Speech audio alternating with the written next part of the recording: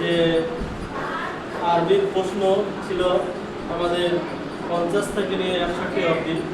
হ্যাঁ, সেগুলো আমরা কি করি আবার ক্লাসে পরিণত করে আমরা পড়াশোনা শুরু করেছি। তাই আমাদের আরবি যে ব্যাকরণ ছিল আমাদের 4টি ভাগে ভাগ করা হয়। তোমরা বসো বসো, যা বসো বসো। যে আরবি ব্যাকরণ 4 ভাগে ভাগ করা হয় সেটা আমাদের আজকে পড়া হলো। এইবার 2-এর কথায় উত্তর দাও, সেই প্রশ্নগুলো আমাদের থাকবে আগামীকালের জন্য। হ্যাঁ, শোনো কি হবে, কাওয়াইদু শব্দের এক বছর শব্দ কি হবে, কাওয়াইদাতুন।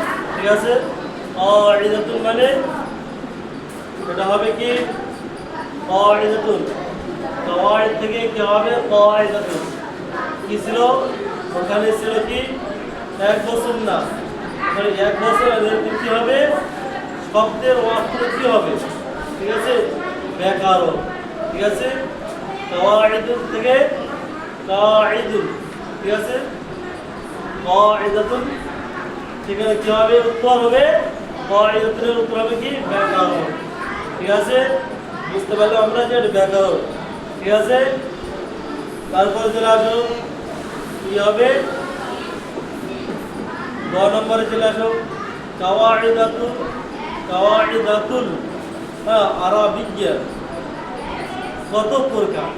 ঠিক আছে, এখানে কত প্রকার দেওয়া আছে। ঠিক আছে, সেটা কি 4 প্রকার। আমরা বুঝতে পারলাম যেটা 4 প্রকার। ঠিক আছে, আর ইলমুল ইমলাই যে কথা আমরা এর আগে পড়লাম, ইলমুল ইমলাই এর অর্থ কি ছিল, এর অর্থ হবে এটা যে বর্ণ প্রকারের বর্ণ প্রকার করণের জ্ঞান। ঠিক আছে, বর্ণ প্রকারের জ্ঞান। তাহলে 2 নম্বরের রচনাধর্মী প্রশ্ন শুনে দাও, কাওয়াইদ আরবিয়া কাকে বলে, কত প্রকার ও কি কি। বুঝতে পারলে এখানে উত্তর আছে কি, যে সমস্ত যে পুস্তক পাঠ করিলে বা যে জ্ঞান লাভ করলে আরবি ভাষা শুদ্ধভাবে লিখতে পড়তে ও বলতে পারা যায় তাকে আরবি ভাষায় কি বলে, কাওয়াইদুল আরবিয়া। ঠিক আছে, কাওয়াইদুল আরবিয়া। ঠিক আছে, বাংলায় আরবি ব্যাকরণ ও ইংরেজি ভাষায় কি বলে, অ্যারাবিক বা আরবি গ্রামার বলা হয়। ঠিক আছে, আরবি বা অ্যারাবিক গ্রামার। ঠিক আছে, কি বলবে, অ্যারাবিক গ্রামার বা আরবি গ্রামার। ঠিক আছে, কি বলে, আরবি গ্রামার বা অ্যারাবিক গ্রামার। ঠিক আছে, বলা হয়। তারপর যাও কাওয়াইদাতুল, কাওয়াইদা থেকে কাওয়াইদাতুল আরবিয়া, এটা এবার 4 প্রকার। কি কি আছে, প্রথমে হবে কি 1 নম্বরে যথা ইলমুল ইমলাই, 2 নম্বরে ইলমুল সারফ, 3 নম্বর ইলমুল নাহু। ঠিক আছে, ইলমুল নাহু। ঠিক আছে, 4 নম্বর ইলমুল আরবি। ঠিক আছে, ইলমুল আরবি। ঠিক আছে, এবার আমাদেরকে পড়ে আসা দ্বিতীয় অধ্যায়। দ্বিতীয় অধ্যায় কি করা হবে, দ্বিতীয় অধ্যায় আমরা দেখে আসবো, আগামীকাল পড়া হবে আমাদের। ঠিক আছে, ইলমুল ইমলাই বর্ণ প্রকরণ। ঠিক আছে, আরবি ভাষায় মোট 29টি বর্ণ রূপ আছে। হ্যাঁ, কি আছে, হরফ আছে, একটিকে হরফ বা বর্ণ বলে। হ্যাঁ, আরবি বর্ণের সমষ্টিকে কি বলা হয়, হরফুল হিজায়া।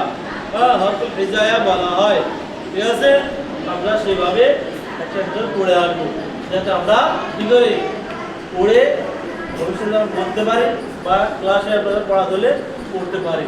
ঠিক আছে, তো ধ্যান দিয়ে আমাদেরকে পড়তে হবে, নাহলে কিন্তু হবে না। বুঝতে পারলে আমাদের সবসময় কি করতে হবে, পড়াশোনাতে মনোযোগ করতে হবে, মনোযোগ দিয়ে পড়তে হবে, লিখতে হবে।